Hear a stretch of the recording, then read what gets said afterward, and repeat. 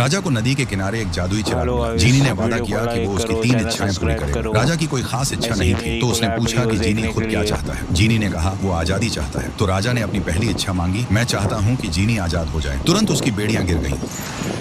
खुश होकर जीनी ने बाकी इच्छाओं के बारे में पूछा, लेकिन राजा को कुछ नहीं चाहिए था, इसलिए उसने अपनी दूसरी इच्छा भी जीनी को दे दी ताकि वो तीसरी इच्छा भी खुद पूरी कर सके। फिर उसने पूछा अब वो अपनी आजादी के साथ क्या करना चाहता है। जीनी ने कहा सच्चा प्यार। राजा हंस पड़ा और बोला मेरे साथ महल चलो, वहाँ सुंदर औरतों की कोई कमी नहीं है। उसने उसका परिचय अपनी बेटी स्नो वाइट से और रानी रेजिना से कराया। एक ही पल में जीनी समझ गया यही उसका प्यार है। जन्मदिन के भोज में राजा ने घोषणा की कि स्नो वाइट भगवान का दिया हुआ उपहार है। उसे देखकर उसे अपनी दिवंगत रानी की याद आती है और वही दुनिया की सबसे सुंदर महिला है। रानी रेजिना एक कोने में बैठी टूटे दिल के साथ वहां से चली गई। जीनी उसके पीछे गया। रानी सेब के पेड़ को देख रही थी और बोली वो भी उसी की तरह है, हमेशा के लिए महल के पिंजरे में कैद। जीनी सब समझ गया। उसका दिल जीतने के लिए उसने उसे एक आईना दिया और कहा तुम दुनिया की सबसे सुंदर महिला हो। अगले दिन